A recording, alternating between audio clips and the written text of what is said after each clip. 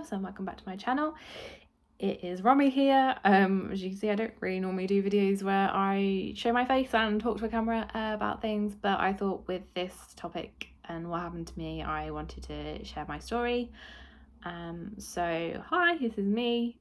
This is my face. This is me sitting down telling my story. So as you can see from the title, I did have an ectopic pregnancy. That's why I've been offline. So if you're somebody that's come here because you follow me, you watched some of my other videos and you just wanted to see where I was, this is that story. But if you have come here because you are currently going through an ectopic pregnancy and just want to hear somebody else's story, then yeah, this is it. So I had an ectopic pregnancy. Now, what an ectopic pregnancy is basically where an egg fertilizes, but it doesn't fertilize in the correct place. Basically, it gets stuck. It's normally in the tube, which is like connected from the ovary to in the uterus, but it can be in other places as well. It can fertilize inside an ovary. It can fertilize just like on the outskirts. So there's like apparently like at the end of the tube is like weird like floaty bits. It can attach there. It can even attach like outside the womb. I don't know how that happens, but yeah, it can do that. So that is what an ectopic pregnancy is, and there isn't any way that pregnancy can survive. It doesn't last. There is only 3 ways that you can resolve an ectopic pregnancy.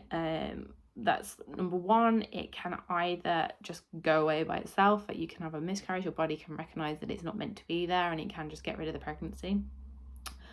The second option, an ectopic pregnancy as well is very, very, very dangerous. It can rupture and cause internal bleeding and can like be fatal. If it does rupture, then they would have to operate to get it out, or they can operate just before it ruptures to get it out. But by doing so, they have to take a tube out. That's not always the case, but most of the time it is the case that they will remove a tube. Or the other option is a shot, an injection of a drug called methotrexate, which is basically a chemo. But what that does is it dissolves the pregnancy. It breaks down cells. That's what methotrexate is for. It breaks down rapidly growing cells, which is obviously a pregnancy. And it goes like that. That is like a longer process and stuff, but I'll go into that a little bit later.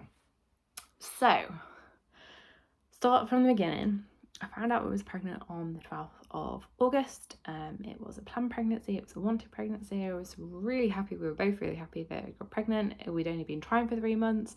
It's like, great, this is perfect. All good there. And then I was fine and stuff. I didn't really have any symptoms until the 23rd of August, which the only kind of weird symptom that I had was a pain in my shoulder. So it was in my left shoulder, and it was a shoulder tip pain, not like when you pulled it or anything like that. It was just like when I was breathing, it was like a stitch, I would probably describe it, but in your shoulder, and it was quite painful. And now I have had this pain before. Somebody that suffers with trapped wind sometimes, and I have had it in my shoulder. But this was like different. It was lasting longer, the pain was stronger, it wasn't going away easy. So I was like, oh, I know something's wrong.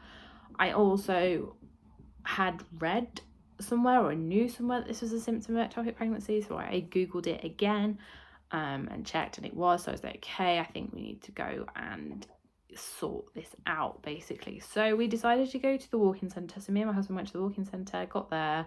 After a bit, they were like, we can't do anything here about it, you're gonna have to go to A&E. So we went to A&E. A&E was crazy, people everywhere, and they were like, it's gonna be ages, like 6-7 hour wait. I was like, okay, I don't really want to wait that long, because I felt fine apart from this pain, which was coming and going, and I was just like, oh, maybe I'm just being a bit of a hypochondriac, I don't know. It didn't seem like worth the wait, basically. So I was like, you know what, I'm gonna go home and I'm gonna book a doctor's appointment the next day, and hopefully they'll just be able to refer me to like the early pregnancy unit to check. So the next day I went back to work. I was in work the day before. I went back to work. I went to my doctor's appointment.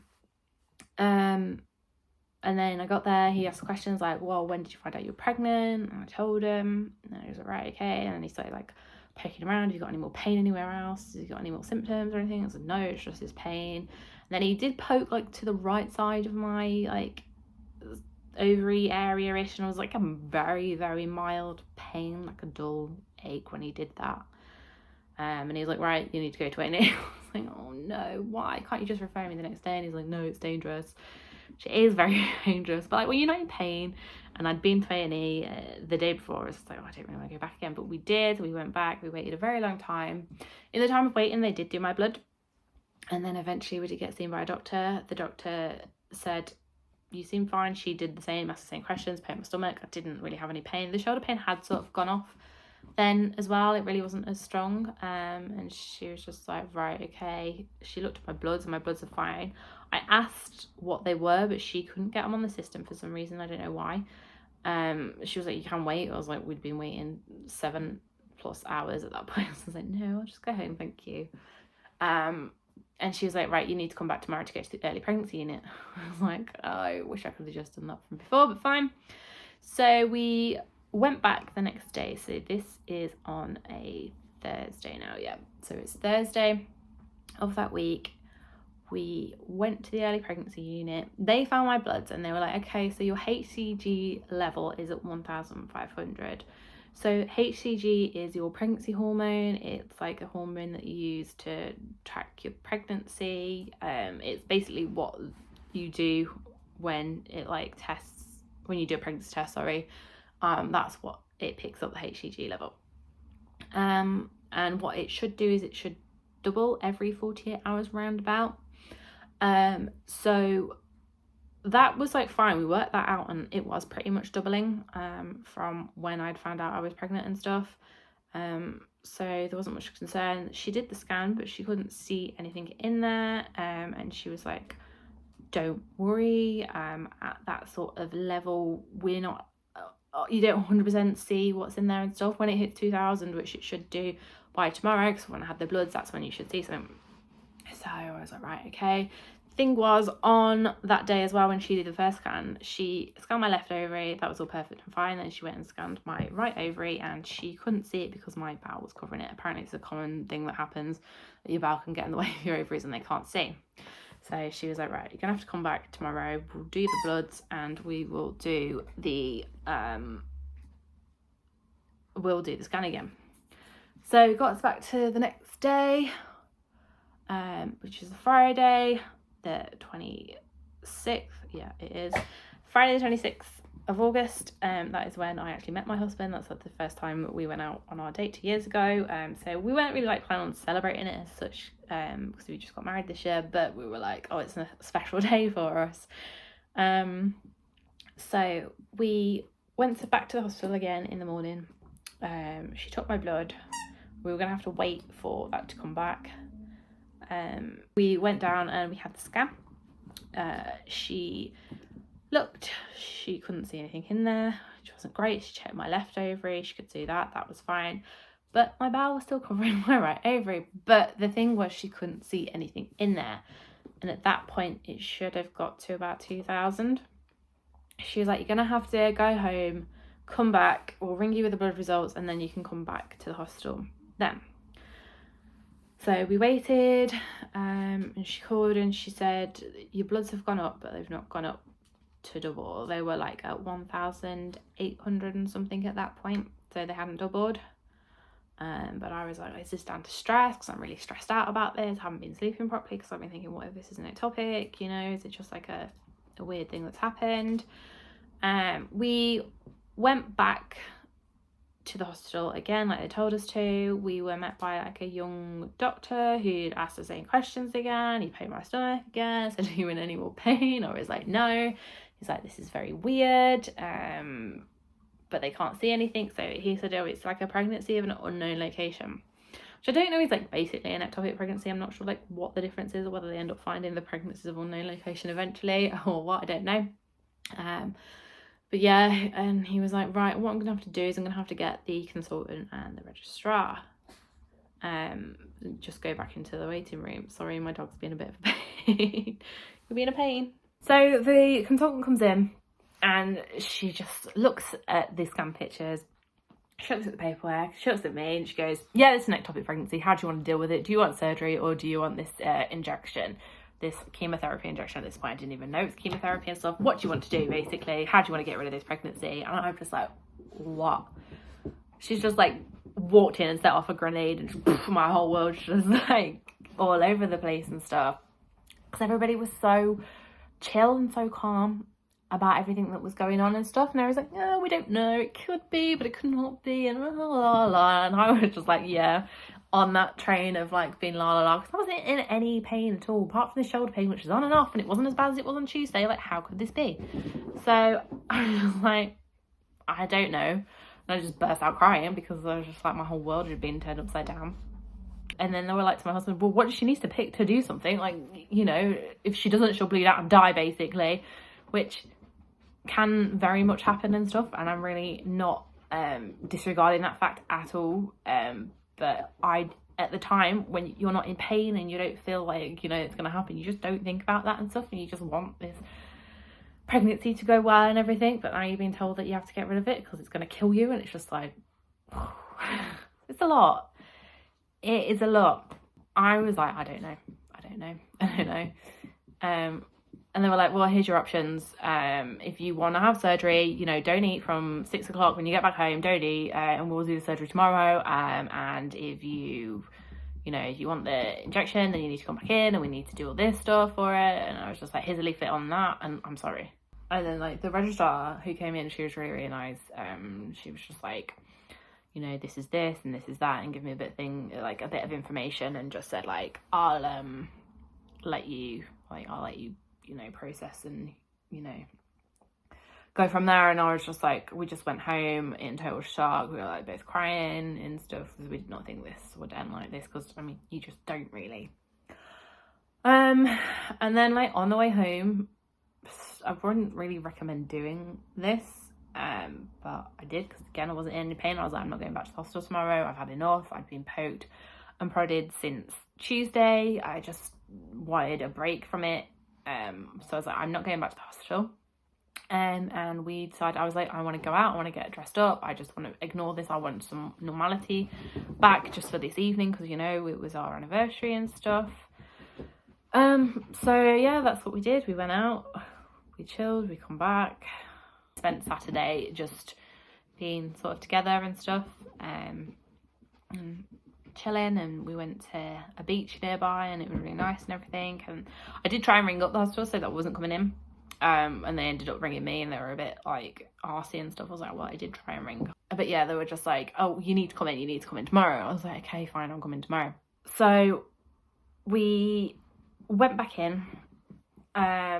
They did my blood again, and then they did the ultrasound, and the scary consultant lady was there as well. So a nurse did it first. She was really nice. She had done one of the scans the other time, so she was like really nice and stuff. So she got to my left ovary, that was all fine. She looked in the middle, still nothing there, still nothing coming up. And then she went over to my right, and my bowel had moved, and she could see, and she was like, no, everything looks fine. So the consultant lady was like, let me have a go. No, she wasn't. She was like, oh, I'll have a look now and take over and see. So she did it. She was looking around. She said, oh, you've got a fibroid there. I was like, yes, I know about that. Apparently it's only a small one. And then she went to the left, looked at the left, left's all fine, left's perfect. Then she went to the right, and then she was like, I can't see anything. And then she had another look around. Then she decided that she could see something. And basically what it was, I don't know if you've ever had like a transvaginal ultrasound, but like, or just maybe an ultrasound in general. I don't know, I've not had one of those yet. Hopefully I will do soon. But yeah, I can't tell like what anything is. She was like, oh yeah, this is this and this is that, and I was like, it just looks like a blur, basically a black and white blur. But what I could sort of see and make out was basically my ovary was like there, and then there was something like attached to it there. So my ovary was kind of like dipping slightly, like there was two things next to it. The bottom didn't look dipped, you couldn't really see the bottom, it was just the top, it was a bit dipped. So she was like, yeah, we think that's a pregnancy, but we still don't know. And I was just like, you still don't know. It's really hard because it's just like, I want a definite yes. If I'm going to do this, I want, yes, this is where the pregnancy is. Yes, this is, like, you know, it's here. It is definitely in the wrong place and we need to like sort it out. And then I could accept that. But like going, oh, we think it is, and we can't see anything else that tells us that it is, but we think it is. And it's just like, what? I know it's like, well, there's definitely nothing in there either, so like, why are you not going off that? If they think there's definitely nothing like in your uterus where it's meant to be, then like, you know, that's the obvious thing. But like, I don't know. It's just like, I want you to just definitely tell me it's there. She was like, we'll wait for the bloods to come back anyway to make sure and stuff. But they thought it was like in my right ovary, which was really weird because I get ovulation pain. I don't always get it, but when I do get it, it's always on my left. And this month, the month that we conceived, it was on my left. So I was like, well, this is just really weird. It's not there. It can't be there and stuff. I ovulate from my left. I know I did because I got pain and stuff. I know I did. We go home again. There's a lot of back and forth. Wait for the bloods results to come back. We go back into the hospital. I forgot to mention as well, after the first scan that they did, the next day I did start to bleed, and the bleeding didn't stop. It wasn't like fresh red blood, it was like brown blood, and I just thought maybe it is just sorting itself out and it's going away on its own, but it wasn't, sadly, and stuff. And I did carry on bleeding, and I bled for 3 weeks nearly and stuff, which was horrendous.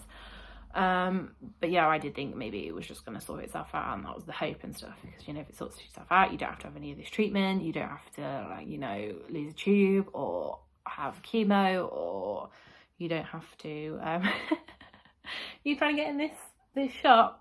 Yeah, you didn't have to do anything of that. If it was just going to get rid, it was just going to get rid on its own terms and stuff, but it wasn't meant to be, because when we got back and she got the blood results, they had gone up to 2,110, I want to say.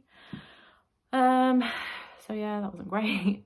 And it was just like, well, what do you want to do? I was like, I still don't know. I have had really bad reactions in the past to injections, more vaccination injections, but injections. I've had allergic reactions, so I was like really hesitant to have another injection. But the really nice registrar came back and she talked it through. So she talked through what happened with surgery, she talked through what happened with having the methotrexate. So with surgery, she said like you would have your tube removed, but you would still apparently ovulate normally. Your body does magical things and stuff, and you can still ovulate. And you can try for a baby 1 month after surgery, or 1 month after your first period. I'm not quite sure what they do recommend, because I didn't end up going for that. But that's what they said. With the methotrexate, obviously it's not surgery, it is just an injection, which dissolves the pregnancy, and it's obviously not invasive, but you are meant to wait 3 months. It is advised that you're meant to wait 3 months before trying again, which is the hard thing. Because basically what it does is it depletes all your folate in your body, so like folic acid, which you're meant to take when you're trying to get pregnant, or as soon as you know that you're pregnant, you're meant to take that, because it will lessen the chances of your baby developing spina bifida or cleft palate. Apparently that's what I've read when I was reading on about this, so you can just see his little ears and stuff. So she talked through it all. She said what the side effects were of having the injection, which would be that it causes like fatigue. You can get mouth ulcers, which is something that I didn't get. I am prone to getting mouth ulcers, but I didn't get. She said it can make you sick as well, nauseous. It didn't make me sick, but it did make me very nauseous, but it was very similar to pregnancy nausea that I was starting to experience. It was like car/motion sickness, I would say, as well. And the weird thing, she didn't tell it, I didn't get any information in the hospital about this, but when I read about methotrexate afterwards, a side effect that I sort of got is that you can get nosebleeds, and my nose wasn't like running with blood, but it was like, it was full of blood in there and stuff. Like when I blow my nose, there was loads of blood in there and stuff, so that was kind of like a weird side effect. So we decided to, I decided to go for the methotrexate in the end, because I didn't want to go through surgery if I didn't have to. And this is something the consultant said as well. She's like, oh, if you want to do surgery, but if I go in there and still can't find it, you might have to have the methotrexate anyway. Though I hadn't 100% committed at that point, I said we might go for it. So they were like, but I'm still not 100%. I still want time to think about it. So she was like, well, okay, but while you're here, let's just weigh you and measure you so we can get the dosage right. So that's what they did. And then they were like, if you do decide tonight that you want to do it and we're still here, then you can come back in. And she gave me her like pager and stuff so we could ring. But then she said, if you come back tomorrow, then you'll have to have your blood done again, because we'll need whatever your HCG levels are on that day. So I went home and we were talking about it in the car ride on the way back.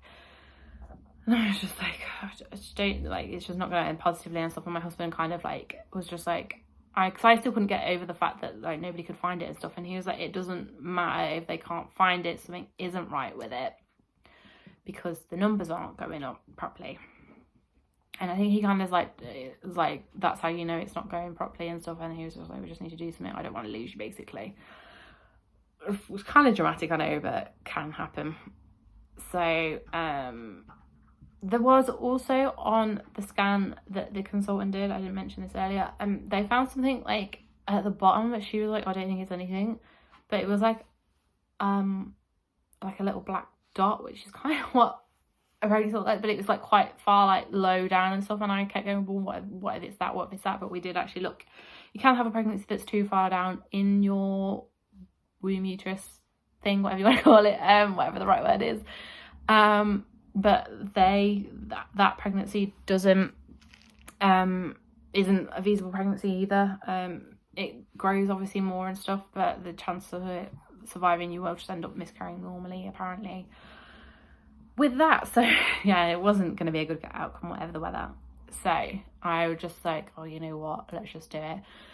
So we rang, paid through to the doctor, a nice registrar lady, and she was like, yeah, come back in, we'll do it here and now if you want. And I was like, yeah, that's fine, because then I have to go and have another blood taken. So we went back in, had to wait for a bit, and then they came up. The nice registrar doctor actually managed to get back for it and stuff, because she was like, oh, I didn't know if I'd be able to get back, but she did get back, but it wasn't her who did the injection stuff. And also the nice nurse that done the scan, she was there as well.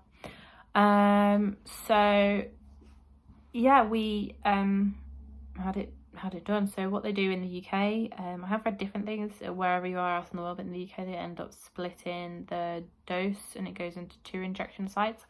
The injection is unfortunately like at the top of your bum / like on your hip line, and it's really painful, really painful. Apparently they do split it because a methotrexate can like damage the tissue or deplete the tissue around it, so that's why they try and put less in those sites. I believe that's what my mother-in-law, who was a nurse, told me, so just going off what she said. It stung and it lasted for ages. They were like, oh yeah, it will only last like, you know, a couple of seconds, minute maybe. But no, it probably lasted about 15-20 minutes, and it was each side, and it just stung, and I just cried because it hurt so much. And I didn't really want to go through this. It's just really not a nice ending and stuff. But yeah, and they were like, well, if this doesn't work, then you're gonna have to come back for another dose, and then if that doesn't work, then we're gonna have to talk about having to get it out, like operation. So I waited in the hospital for half an hour. Another weird side effect which happens really quickly, and sorry, this probably does sound really gross, is like gas farting like so much. We were sitting there like laughing. I know we'd just gone through that, but we were like, I was crying and laughing through that whole experience and stuff in that room where I'd had it done. So yeah, and then they were like, oh, did my blood pressure again? They were like, yeah, you're fine to go home. And then she was like, as we were leaving, she was like, okay, so did they tell you what you need to do next? And I was like, no, what? And like naively, I thought like, oh, that's it. Oh, I'm gonna have to come back to the hospital once and do my blood and it'll be gone. No, that wasn't the case. So they're like, okay, so what you need to do is you need to come back 4 days afterwards. Well, they did tell us this bit. So they're like, well, you do need to come back 4 days afterwards, and then you need to come back on day 7. So day 4 and day 7, you need to come back, have your blood, and we'll see what happens. But she was like, oh yeah, and then after that, you need to come back every week until your level drops to 20. Because in the UK, you get discharged when your levels are below 20. So right, okay, well, how long is that going to take? And the nurse looked at me, she's like, oh yeah, it's going to take some months. I was like, months? months, are you serious? Months? No. And I was just like, oh my God, you've just told me that I've got to wait like 3 months after I've had the shot, and I thought it was going to be like really quick and stuff, and then it's just like not, and this is crazy. I can't believe that it could take months for it to go down to 0, and then I've got to wait months afterwards for like, you know, to try again for a baby and stuff. So that was like, I wish they kind of told me that before, but never mind, I've had it now, so there's nothing you can do about it. So that was that. I went home, and I felt a bit tired, but not really tired. I think the tiredness more hit me on like day 2, and I like felt drained and stuff. Just like after not doing a lot, I just felt really tired. Which that kind of hasn't gone away until probably, I would say, last week. I would say I would stop feeling like so tired and stuff when I did things. Yeah, the tiredness did last a long time from having that. Then it was, what day was it? I think the nausea sort of hit around day 3, day 4. It was exactly the same, I would say, for me as like pregnancy sickness, so like emotion sort of sickness and stuff. That's how I would describe it. That didn't last too long, probably lasted a couple of days, if that. Then day 4 rolled around. So what they said would happen with this is they expect your HCG level to actually go up on day 4 and then come back down on day 7. Why it does that apparently is because it is breaking up the pregnancy, and the pregnancy releases more of the hormone, so that is why it's higher. So they said, don't worry if it is higher, that is the normal thing for it to happen and stuff. So I was like, right, okay. It doesn't always happen. I have read some people's who it hasn't gone up, or it's gone up like later. But yeah, the normal thing is it goes up day 4, down day 7. So day 4, had the bloods. They rang me back up late. I can't remember if it was later on or the next day. And it had gone up, I think, gone up to 2,800. Now that is the highest that my pregnancy got to, the levels got to, because then on day 7 when I went back, they had dropped. And they had dropped significantly. They had dropped like back down to 1,121, and I was so shocked that it'd gone from 2,800 to that. It was crazy. I was just like, what? So that had happened. I was happy because it was going down, but I was also like sad at the same time. So they were like, right, you need to come back the following Sunday. But before that, sorry, I'll just have to mention, before that, I was still bleeding throughout all this. And this was the week that the Queen died. So that was a weird thing to go through as well, through all this, the Queen dying in the middle of it. And it was the Monday. I'd rang up to find out what my levels were, found out they'd dropped, and that was amazing, that was great and stuff. And then I went to the toilet, and this is TMI, but I passed the mother of all blood clots. It was massive. It was it was horrible. It was scary. I'd felt really crampy before, really crampy. And it was just crazy, and it was more tissue than a clot. It wasn't really a blood clot, it was like tissue. It was basically, I think it was the lining of my wound coming away and stuff. It was scary, it was horrible. I ran back to the hospital, I was like, is this normal? Because they didn't say that like, oh, don't like expect to pass your lined womb, like your womb lining, it's gonna all come out, and it can be like quite alarming and stuff. No. So like, don't panic if that happens. Just like, can call the hospital obviously to check that is normal, but they said that yeah, it is normal, it's fine. And the cramps are like really bad on that day and stuff. And then that kind of like a little bit before that, I had started to like change to like bleeding like red, and then after that it did just get heavier, and it was more like a period after that with gross but clots and everything that came out after that. And then on the Tuesday,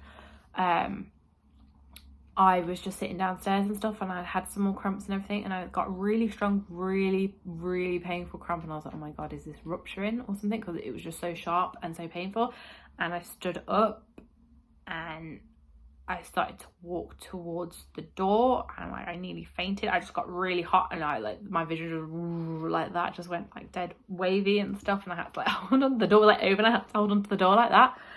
So I just went and had to lie down, and I didn't get up that day I was just like really down and depressed. That was like probably the lowest point and stuff. I was just really fed up that I was going through this and this was what happening. I think it like hit me again. So yeah, like the waves of like emotion mentally and stuff, like highs and lows with everything. Sometimes like, I wouldn't really think about it, or like it was just a process and I was having to go through it, and sometimes it did like really hit me like hard that I was like losing this pregnancy, because that's the thing, you are pregnant right up until the end and stuff. Like technically you're still classed as being pregnant, so it's hard. Also the days that I was going to the hospital was Sunday, and that was like my milestone day. So it was like, oh, I'm 4 weeks pregnant, oh, I'm 5 weeks pregnant, and then it very quickly turned to I should be 7 weeks pregnant, I should be 9 weeks pregnant, and the week that this video goes out I should be 12 weeks pregnant. I should be able to be sharing that I'm pregnant this week, and I'm not. I'm telling everybody that I was pregnant, but I'm not anymore, so it's shit and it's sad. But yeah, anyway, no, so it got to the Sunday, had my buzz taken again, and then they were like rang back up on the Monday, and I was like, it's gone to 130, and I was like, shut up. I can't believe it's dropped like that low that quickly and stuff.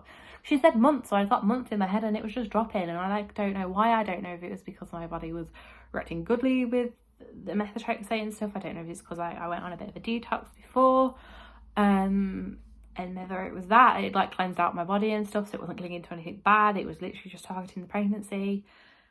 So yeah, it was just like, okay, this is happening. It's, you know, and it's good. And then the week after that, I went back in on the Sunday because I couldn't go in. They said, oh, come in on the Monday, but that was ended up being the bank holiday, so I couldn't go in. So I went back in on the Sunday, did it again, and they dropped down to 42. I was really hoping that it would go down to like below 20 and I wouldn't have to go back, but it had gone down to 42, which again was good. And they were like, you're gonna have to come back again, but I was traveling that week, so I was like, I can't come in until the following Wednesday. But they said because it was that low, they weren't bothered about that. They were just like, yeah, it's fine, come in on the Wednesday when you get back. So I went away and that was all fine. I got to see my parents because my parents don't live in the UK, they live out in Portugal, so I got to go and see them, which was lovely and it was really nice. After a nice time there, we went back again, and my levels again on that last blood test on the Wednesday had gone to 9. And that's brilliant. They were like, okay, we can discharge you. You just need to do a pregnancy test next week. And then she was like, you can do one now, but it won't show up, so do one next week. And I'm like, what's the point? Like, what's the point in doing that? It was a waste of a pregnancy test, so I haven't done that. But yeah, I am like assuming now I am officially 0, because there isn't any other way to tell me if I was like at 2 or 1 or something like that. So yeah, I am officially at 0. I am sadly no longer pregnant.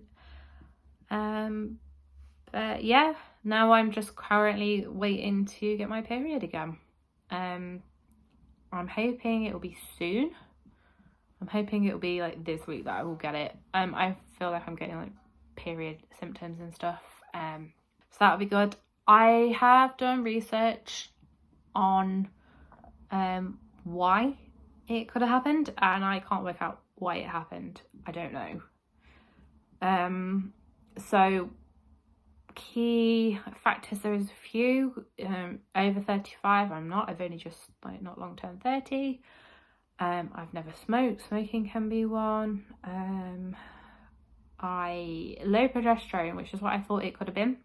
So when I spoke to the nurse the last time, I asked her, do you know what it could be, like my progesterone levels, what were they at? And she said, okay, on the day that we did it on the 26th of August, your progesterone was 20.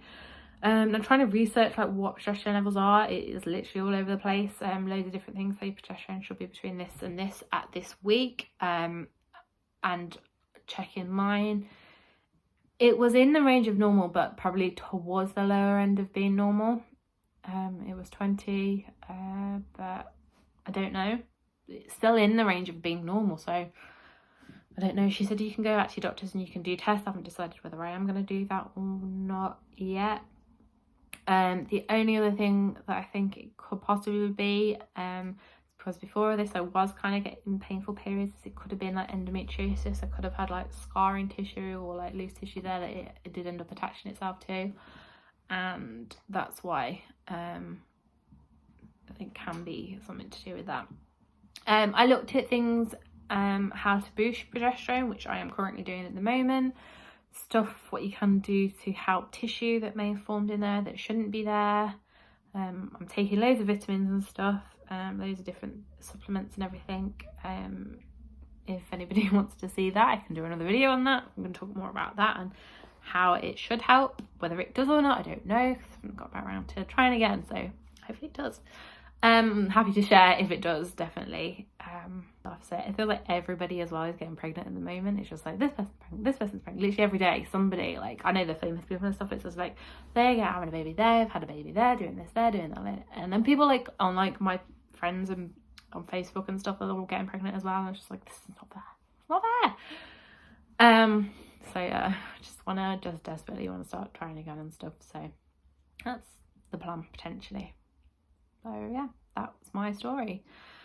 I just want to say that, well, thanks for watching, but to the people who have found this video that are currently going through an ectopic pregnancy, like, you've got this, you can do this, it's hard and it's horrible, but you will get through it. I just probably recommend just talking about it, talking to your other half if they're like there and stuff, not talk to family, talk to friends, talk to anybody, because talking, like, really does help. I did loads of research, I found that helped for me. It was just like, yeah, this is helping, like, researching, coming up with a plan, even if the plan doesn't go to plan. Having a plan, like, really helped. It really grounded me. So I was just like, yeah, this is like, that's what helped me, like, get through it, and that's what helped me process it and stuff. So yeah,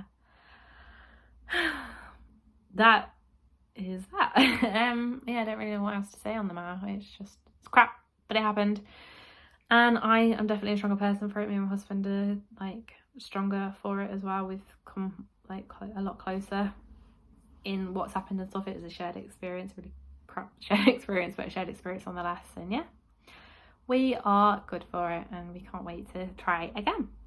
So thank you everybody who's watched, and yeah, I will see you in another video, whether it be a Sims video, which I am going to start getting back to that. I mean, the irony is not lost that I am doing a 100 baby challenge. But yeah, I am getting back to that. Or if not, if you're only here for, like, this story, and if I do any updates, then, like, you know, subscribe and you might see more videos from me about my fertility journey.